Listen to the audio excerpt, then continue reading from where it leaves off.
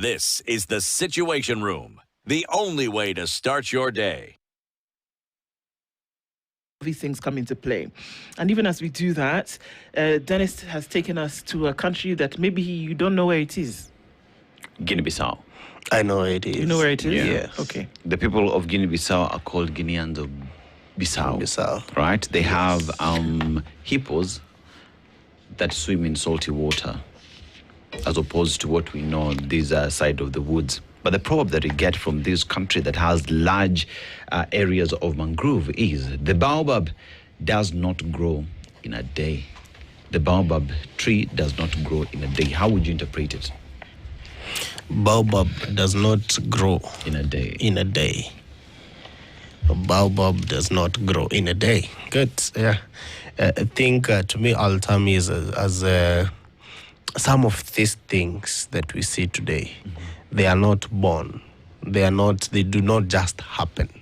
They are things that they have been happening eventually. You know, they have been, conversations have been underway, things have been happening. And I would equate it like to how do you call it, a pregnancy. So I'll say, you see, a pregnancy does not just happen. Yes, even if I've seen, there are several women, I think I have seen, they have not, I didn't see them with a big belly. To be very careful. With a big belly, but all of a sudden they are having infants. And then I inquired and I was told, yeah, there are women whose bellies do not pop out. True. Big time, but so the same. As same as the pregnancy does not just happen. It starts from somewhere. The planting, even pregnancies planted like that, and then it is seen whenever it matures. So that is what I would term it as. Yes, Process it. It's planted. Interesting analogy, true. Thank you. How has the week been? What did it look like? Of course, we're looking at it from a youth perspective now. And this is a week away from the commemoration of the June 2024 protests against the finance bill. A finance bill has been passed now. And I'm going to repeat. By a majority of votes in Parliament, the finance bill has been passed. Well, the week has been good. It's been cold. I hear that Kamau comes from a cold place. It is not cold as compared from where I come from. Come from Limuru. It's quite cold actually. This morning it was very cold. Nice. And it's still very cold, but it's a good weather. We love it. It's a weather that attracts money. So, finance bill. This country is a funny place to live in with funny leaders. We have been having a finance bill of 2023 to Kateta, 2024 to Kaukufa, 2025 Wakatua, now 2026. We have been having this conversation about this bill for a long time now, since they started giving us signals of what is in the bill. We discussed, and now here we are. The same members of parliament who we have been complaining about over and over again. 162 members were present, 122 said yes, 40 said no. Out of a house that has 349. So I wonder what those other seats were doing empty. And these are people who have been elected by the people to represent the people, to live for the people, to work for the people. Now, when 100 plus were absent, and absent doing what? And these people were entirely elected. They were employed by the people of Kenya to go and actually represent the people of Kenya. But the members of parliament we have today, the majority of them, the 162, and maybe the majority who are not there as well, they represent William Ruto. They are there to sing and to cherry for William Ruto. They are there to tickle him and make him laugh, and that is what they have. That is what they are there to do. But they are not there to represent the people of Kenya. When we say that the bill was bad, it had queer bills like the VAT on M-Pesa, the access for KRA giving KRA getting access to records and for mobile money. What else? Mitumba, which was eventually exempted. Increase in VAT on farm products. When we talk about these things, and these members of parliament, they just don't, they don't want to listen to what we say. It is very saddening because the same members of parliament, they represent a people in their constituencies where people are going through a lot. The same members of parliament, they have families, they have relatives, they have friends, but their work is to tickle the president, and it's quite unfortunate. But just like 2024, 2025, mtindo ni ule ule. Akileta mbwekse, tunaleta mbwekse. Tutapatana kwa street. It's coming. Yes. Okay, that's what's coming from your mind. Yes. Jimmy Gikwa joins us this morning as well, youth and governance analyst. Thank you for joining us. Thank you. And he's also a good friend of William Ruto. Well, and from the great, okay, it's not great, the ruling party. Yes, and you see, that is how they get late even. Let's even let to deliver him their tell mandates. us about what he thinks coming from his own mouth. Like I said, thank you for joining us, albeit late. Okay. We're looking at the weekend review. Yes. Of course, coming up from what happened last night in terms of the passing of the finance bill, which then very quickly would become the Finance Act before the 1st of July. What's your take on how the week went? I generally think the week was brilliant, nice, and I'm happy actually the finance bill went through because in 2024, 2025, they had the same scenario, but at least by then there was something to talk about. Now, the people who were actually propagating for any change did not even have an idea. They looked like duldos in parliament. I'm sorry to say, most of what they were saying was not practical, and they did not bring out something that was a vibe for the electorate in the country. Basically, what they were doing was trying to cloud chase. Being a year next to election, they were trying also to whip the emotions, which unfortunately didn't work. And I'm really happy because Kenyans are also awoke. Because again, it was the 30 people who were from that other party that was created the other day. And their kind of thinking is what is messing this country because 30 people from one party that voted in parliament yesterday? No, a grouping, not basically. We have two groupings. We have the Linda Mwananchi and the Munyororo thing. So basically, it was just a communication of the two. What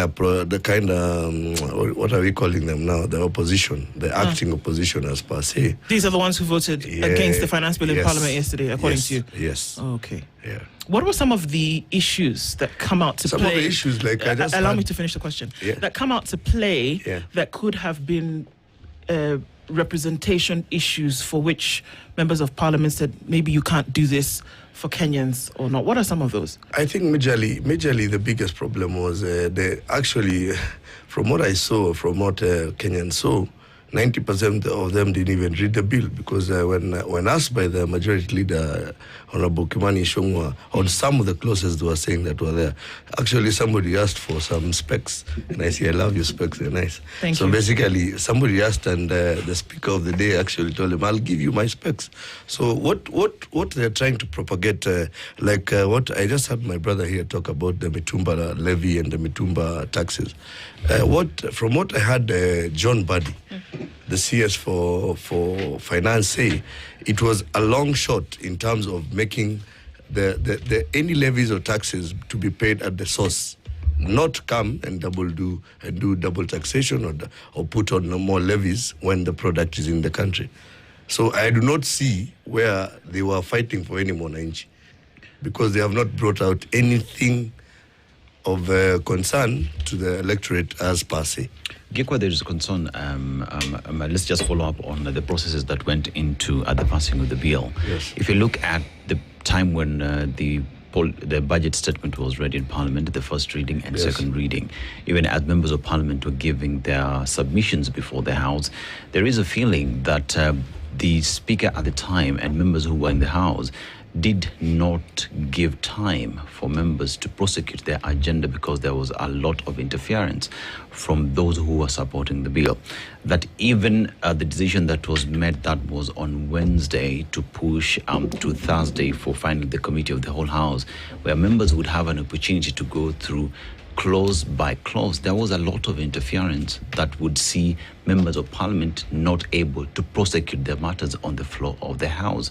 What would be your response to that, and why do you think members supporting the bill were making it difficult to those who had issues or were pushing for amendments to do their job? Like I said, again, I'll repeat myself a bit, and as I answer your question, what was happening in the House of Parliament is basically what is supposed to happen. There was a majority who were trying to push out something. There was a minority who were trying to have their say in one or the other.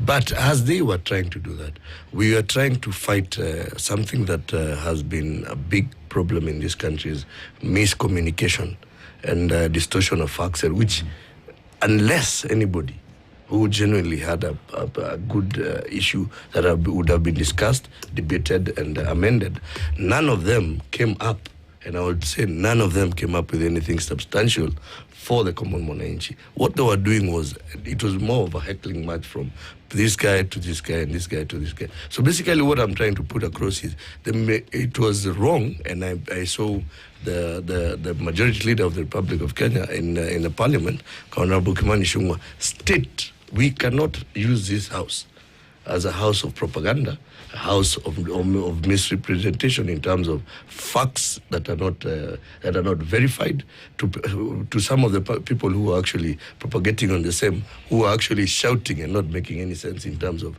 what they were putting across. So basically, it was just a lot of hula baloo from people who wanted to cloud chase, because if you remember what happened in 2024, it was a really disgusting scenario in terms of we lost a lot of lives because some of the communication that was done, some of the communication was right, some was not wrong. People who had the idea that we needed to also talk. We need to talk as a country. We also need to understand some things as a country. But when we have people propagating for their own interests, then now we are not going anywhere. Yep. Come on, let me bring you even as a response to him. There is different sectors had their say, had their submissions before various committees on their concerns. You talk about the manufacturers, you talk about the Mutumba individuals, you talk about the retailers of mobile phones as well. Everybody has had their say with regard to what the bill would do and the cost of doing business on the same. And you listen to some of the members of Parliament while they were on the floor of the House submitting, there was a lot of interference because you're given 3 minutes and there is constant distraction for anyone to submit. Was there an intentional push to have this bill pass, as it were, without amendments? And it's actually what I was coming to counter as well. It was deliberate. Everything that was happening in that house was deliberate, and I would back it up by saying the MP for Funyula. MP is called Wilberforce Oundo, said that whoever made this bill might not be a Kenyan and does not live in Kenya and does not understand the people of Kenya, what they are going through, and does not have the interest of Kenyans at heart. The so-called minority leader, Junet Mohammed, he said it does not matter where you come from or what you do. If the bill comes to the floor of the House, now what we do with it is what that matters. And what we will do is what we will do. And whatever we will do is what will go and what will sell. What has that person told you? That we are here to push. We are here on an agenda. We are not here to criticize, to look at things factually. We are not here to intensively negate this matter with fairness. We are here to push what we have been told to push. And with all fairness, in my community we say, by that I mean, whatever meets the eye, you don't need to internalize it. You just see it, you hear it, and you will know whatever it is happening. So when my brother comes here to tell us he is happy that the bill passed, I am not aware where he lives or what he does and the friends he has with whatever we are having here or in the floor of the house. I think he doesn't want to tell us that he is happy that M-Pesa transactions are going to be taxed. Is he okay with the farm inputs being removed from zero rated and to 16%, such that even right now we cannot afford feeds. I'm a farmer myself. We cannot afford feeds to feed the pigs, the cows, the chicks. Most of us we run to Uganda to buy maize jam, Poland, because the feeds here in Kenya sometimes the prices are crazy. But from what we get after this bill has passed, what will happen to the farmers? Is what my brother Geko here is telling me, that he is okay KRA accessing all our mobile transactions. Where is our privacy here? Are we working for the government? Well, you raise pertinent questions, and apparently this bill, finance bill, seems to be okay or not okay, depending on the political side one assumes. Yeah. But if we look at it critically, we need to understand that as a country, the budget, we finance it ourselves. And the government operates on only two things: revenue that they get from us through taxes and levies, and borrowing. Yes. When you look at it, regardless of your political divide today, are you satisfied when you look at the ending financial year in 2 weeks' time, thereabout, by the performance of our budget? Because a lot of Kenyans are saying they do not have confidence on how we are managing our economy. From where you sit, Jimmy, in your opinion, are you satisfied that if you were to rate the performance of our previous year, knowing that we have not had a published public debt, we don't know how much we owe, but in this 4.8 trillion, we'll be paying 2.3 trillion by end of this year in terms of debt. Are you satisfied by the performance of the management of our economy as we talk of it today, before we even go to the next financial year? By and large, I think I'm mostly very comfortable. Very comfortable because first, we have not been red flagged by any international institution, any financial institution on our lack. But we have. IMF just said we need to publish our debt. Published, but it has not red flagged us on non-payment of any of our debt obligation as a country. So I think William has done a brilliant job. It come from 2022 to now also. Or imposing again, he's also taken quite a colossal amount in terms of the debt. He's also piled up on the debt. But as we were, I listened to a gentleman called Jimmy Maina Wanjigi, and I think I like his analysis on most of the things. And he talks about the debt burden we have. The debt burden we have may be fiscal in terms of what is there. The practicability of running a country and the practicability of having a debt to be able to handle a debt. I think so far, as a country, we are taking the brunt because of people's problems for the last 20 years. And the last 20 years means even the debt that we are taking right now is going to the current expenditure and running government and paying debts. So But we shouldn't. Constitutionally speaking, yes, that should not be the practice. But now we have a country to run. Again, but it's against the law. It's against the law. We are guided by a constitution. Yes. We are led by the law. But so even this finance bill and the previous irregardless. one, no, that cannot be regardless. That's what I'm telling you. You know why I'm saying? Let's breathe for a moment.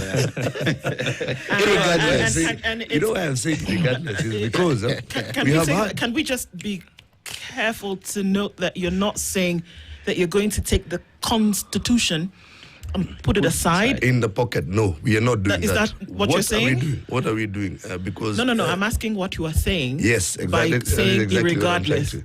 Irregardless, I was putting. We have a practical solution.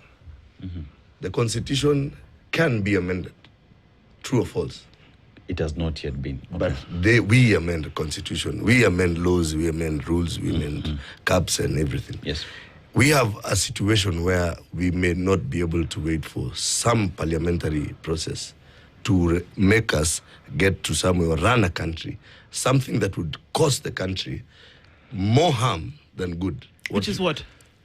Basically, probably even the debt burden as it is. Our obligations as a country, the cost of living for the common mwananchi. We are looking at now at a situation where we have a problem with our fuel levies, and we have a problem with that is global. But you don't need to amend the constitution Yes. to publish, to do an audit of our public debt to know in actuality But how much actually, do you know. But the reason I'm raising this, because a significant portion of the budget, almost 50%, is going to finance the debt, which 90% is odious, was not approved by Parliament. So that is why I'm saying. And we don't need to amend the constitution to deal with that item. Yes, that is why I'm saying, and I want to be very clear on this. Right? We have an odious debt for 20 years. We cannot now have the miracle to come and do what is supposed to be done for the last 20 years. And already we are in a problem. We have to be practical in running a country. Country is run by our taxes. A country is me and you. Correct. So somebody takes the bullet or makes the hard decision in the whole erroneous process. So we have had an erroneous process for the last 20 years. We don't expect to make it clean now when we're already in a shithole. What language? We see. Sorry. When we're already in a Mess. a problem, Mess. in a very big problem in terms of what is happening on the debt issue. I've listened, like I was saying, I like quoting him because I think he's very factual on what he does and his research on the budgets and the debt burdens we have. He actually said by the time William took government, we were at 84 shillings to 100, but now we are at 93 shillings to 100. So we are going deeper into a debt burden, and nobody wants to take the hard bullet in terms of telling Kenyans how we get out. So you're saying the way to do this is to borrow more money? Not necessarily borrow more money, but actually we don't have we actually don't have. We actually. We don't have a remedy to not borrow. No, we do. We do. We do. It's very easy. Number one, we have not been able for the last 3 years. We have not been able to meet our quotas. Why? In KRA. Why? Collection.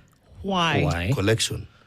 You can't collect. Collection. There is collection. There is the people who are tax evasion, which is supposed to also be checked in Parliament as much as it should be checked in KRA.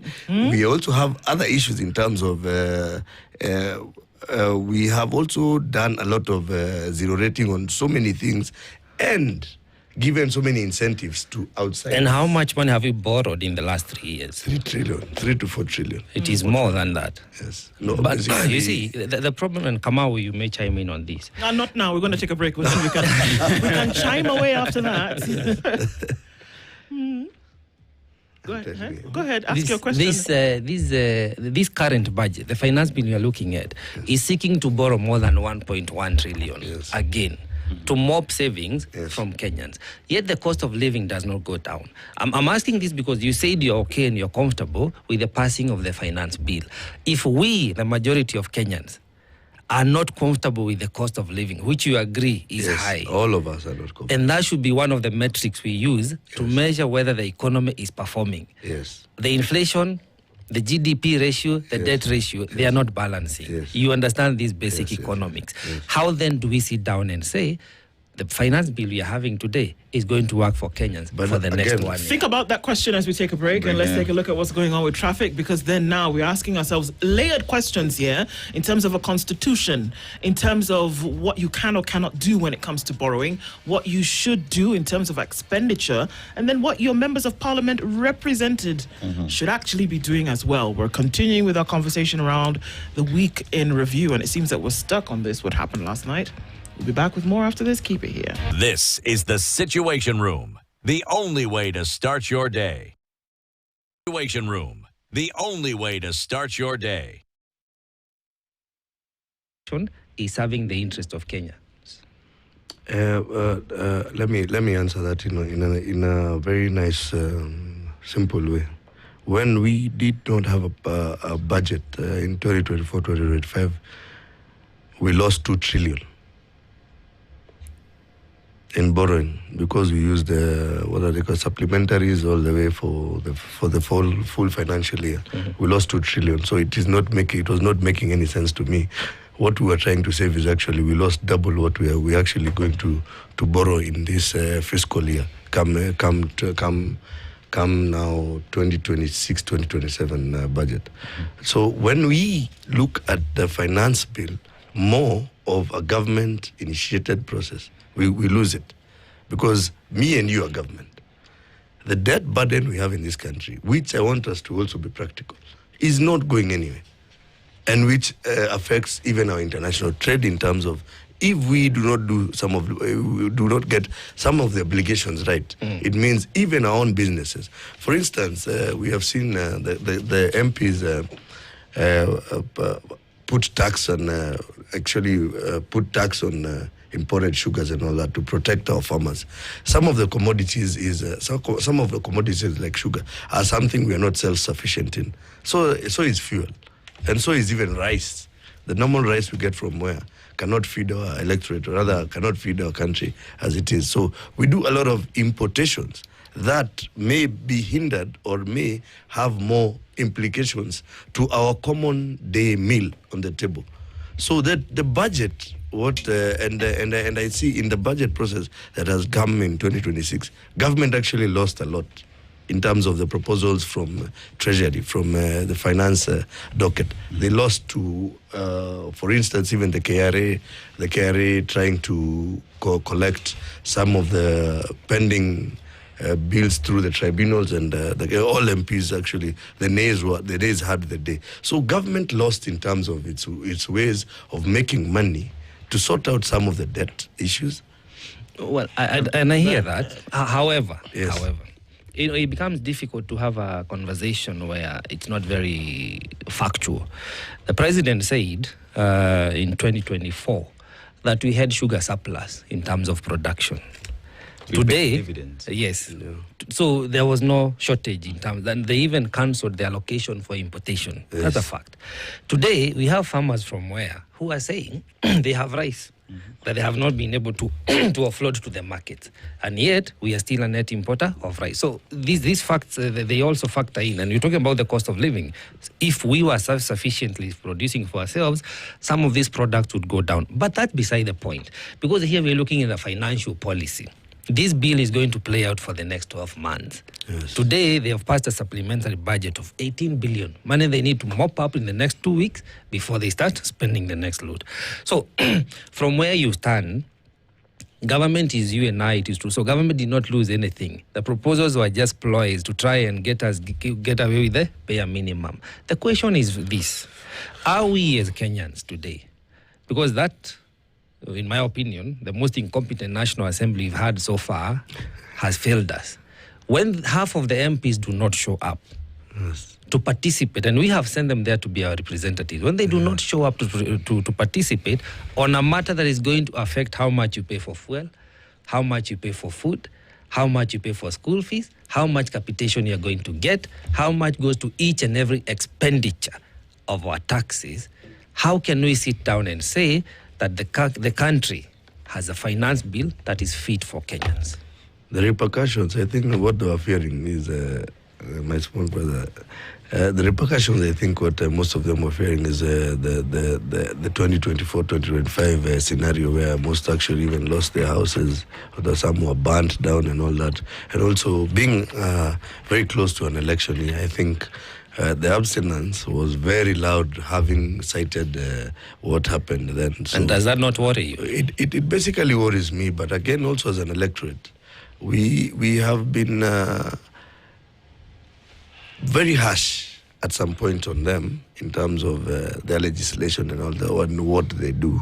So representation in this country now has to change in one way or the other, because I think they have, and basically government has to come up with a way of getting the locals, the mwananchi, on the table for them to do any discussion, because now it is not business as usual. So Kamau, yes, it is not business as usual. And Jimmy says we may not have much to do about the debt, but true, we can stop paying the odious debt. Money that we don't know, that it did not come to a consolidated fund, we can stop paying immediately as soon as today. And we will see this budget reduced. Kamau, what do you think about the representatives not showing up? Well, to me, and I might have a contrary opinion with everyone, I think MPs should be scrapped off. And I'm saying this, I'm saying this as a future aspiring member of parliament for Limuru constituency.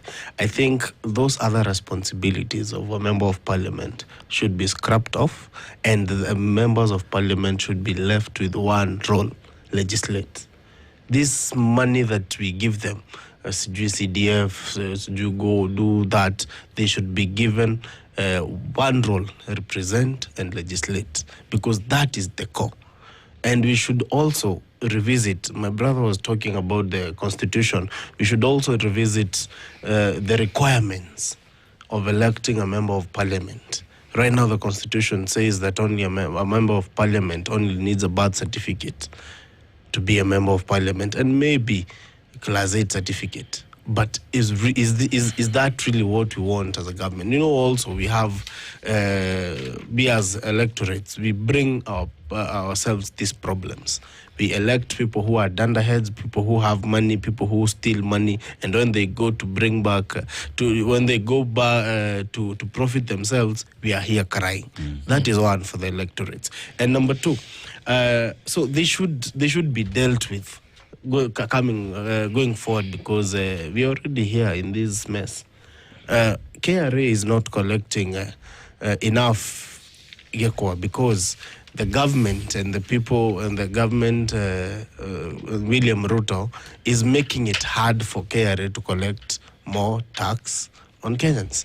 This guy is imposing bills and taxes that are heinous to people to do business. Companies have closed down. Since William Ruto came to power, we have over 1,000 companies that have closed down. So many businesses, so many people have been rendered unemployed because of this regime. That is why KRA is, if you want to collect more, grow the tax base, widen and broaden the tax base, so that will collect kidogo mingi itatoshekana. But now, even now, when you start taxing M-Pesa, you start taxing mayai, meat, even meat, I saw even meat is being taxed. When you tax food that is being eaten by the cow, by the goats, you have taxed it, my friend. So you're making it even a much more expensive. You're making meat to be a luxury, my brother. So let me finish. So you're taxing number two, the cow. You're taxing even the cow, my friend.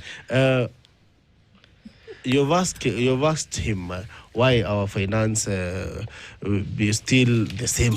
We don't grow. We have been having finance bill back forth. We lost 2 trillion. Then Jimmy Wanjigi is saying that we should scrap off these debts, that we no longer know what they did for us. I'm telling you, the problem in this country is corruption.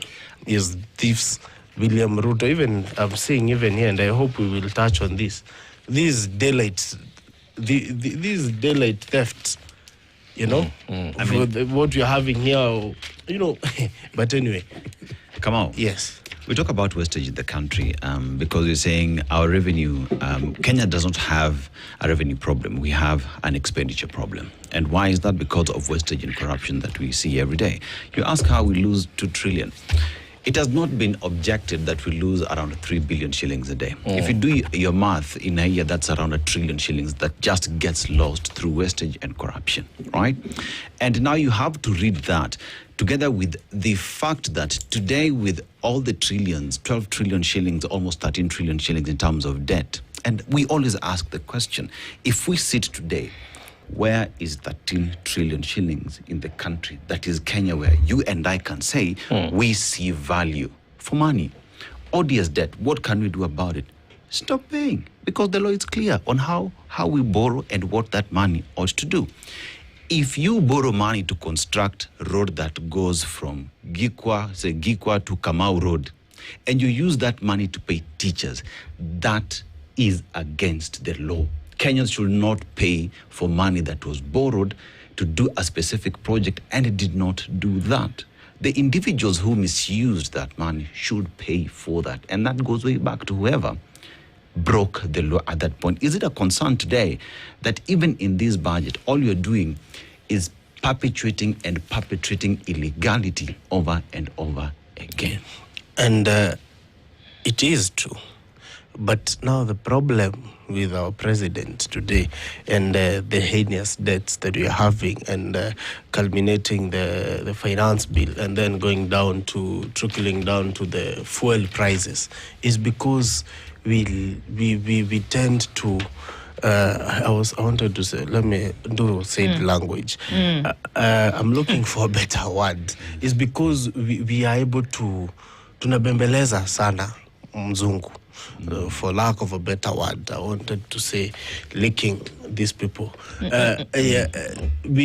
These people, we tend to bembeleza IMF too much. We tend to bembeleza US, China too much. And even we saw and they do not care about us. You saw in a photo the other day, the president was in a line where he was greeting the G7, but nobody cared about him. He was just standing there with the hand. Nobody wanted to talk to him, and I felt bad. I was saddened by that scenario, that our president, nobody cares about him, nobody cares about what he does. They just want to use him and for him to use us. And we are the ones who are going to feel the pain, the pinch. Now, the problem is he cannot stop paying these debts because he is in bed with these people. He is talking with these people day and night, and they are having deals. The problem with our president is he is running this country like a company. He is doing what he himself benefits from. Is that propaganda? No, it's not. Can you substantiate on that? How do we know that this is actually a case, that there can be perception, but then we need to be careful about what we're saying is actually happening on those lines based on what we see? You know, some of the things that we see as perception is not always the case.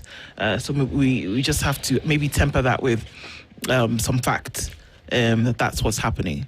It's clear that some of the policies that financial institutions place on countries can be accepted or they can be refused. And that then becomes the purview of that particular country to then do that. The question here that I would like to ask as we look into some of these things that have happened over the week is whether the people take the front line in terms of representation in this country. Are the things that are being done, whether they are being done on a local level or an international level, representative of the people? Can we see that really happening? Besides your political aspirations, beside your political affiliation, if we look at what the Constitution says and the people that are supposed to be protected, represented, and legislated for and over, can we see that people actually take the number one spot? No. They don't. 100% no. So the members of parliament should be scrapped off, like Mbiu saying. You know, basically, I've looked at everything that has been happening in this country. For instance, I'll give a good example and not name names because of obvious issues. I am a member of the ruling coalition. And at some point, I really get agitated in terms of there's very small things that happen that really don't make sense to me in terms of representation. Because like the fuel demonstrations, we lost 12 lives. It only needed one government spokesman to come out, just tell the people, just talk to the people. It was a 10-minute meeting.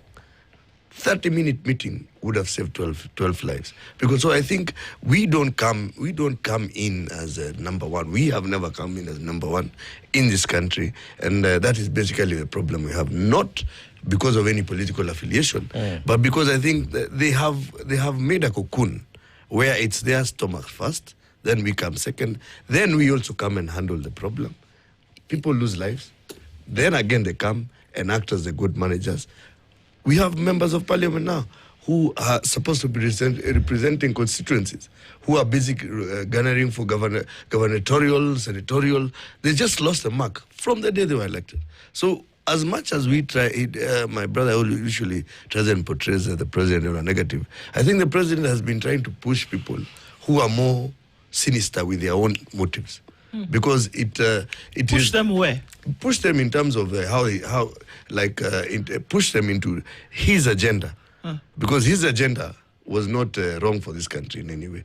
His agenda was on promises. Housing, his agenda was on particular things that people are still complaining about today. Yes, but basically it needs a lot of support and a lot of people who also take the back in terms of the practicability of what is happening. People who can go and sit down with the president and tell him, Your Excellency, we support you, but this is not what But that does not happen. It doesn't happen. So that doesn't happen. So Yes, is the because president then everybody- being hoodwinked into imagining Yes. that the people of the country are 100 satisfied and they're not? 150%. But you see, So the is it- president but is, so the president No, is what acting on a happens is- fallacy. Is that what you're saying? Not necessarily a fallacy, but misfacts. That's what a fallacy is. Missed facts. Well, I A do. fallacy is an outright lie. No. Yeah, a lie. It's a 200 fact. Yes. That's a fallacy. Half true, half wrong. Now, the truth is, I agree with you when you say it is not a people-centered regime. Yeah. Not regime. Well, even the It has never representation- been, actually. Fine, it has never been, it is not. Yes. And again, it takes us back to the finance bill. Where do we split the line and say, this far is not people-centered, but this side is people-centered? That is why people are saying, the likes of Kamau, that come next week, as they hold the commemoration, the June 24th, which I know you also agree we do not need to lose those lives, just like we did not need to lose lives during the fuel protest. You do agree those people need to be commemorated, but also we need to agree further that unless we are keen on how policies are formulated, Yes. we are going to continue paying the price. And regardless of our political affiliation, this is what I keep saying, that even a dictatorship is good and sweet and favorable to you as a person as long as it is in power. The moment you lose that grace, you start paying feeling the wrath. Yes. So we have to be, and that's why you have a constitution. We don't want to be at the mercy of a president pushing people to do the right thing. We have separation of powers. We have offices. We have National Assembly, executive, and judiciary. We, as the people who are holding the power, at least for once and for all, let's put aside our political differences and agree that our economy, this finance bill, is just going to be more pain for the people of Kenya for the next 12 months. I do not think so. I beg to differ on that, because I'm trying to look at it, and I have tried explaining. There is the reality.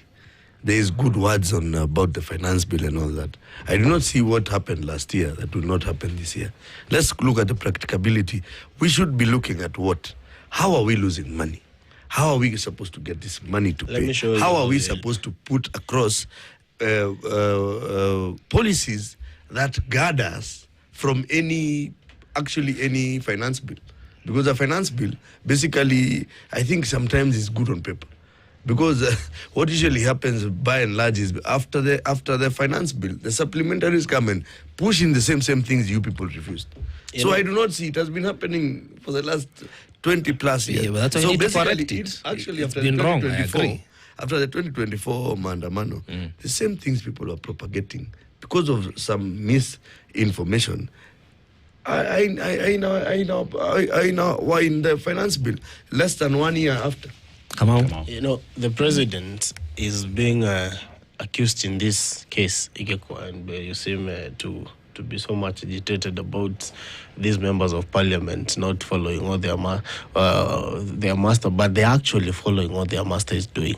You say their master, you say that the president, you see, Igeko, you are this way because of how your father brought up, and likely to some level, you follow what your father used to do.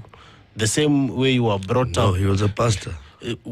which is okay. You still, I love my whiskey. but you bring up your Not kids necessarily. in a disciplined manner that you were brought up by your father. Ask the question, Mbiu, because our time Now, is going. What I'm saying is the members of parliament here, they follow what their master is doing. Geko is asking how money is getting lost.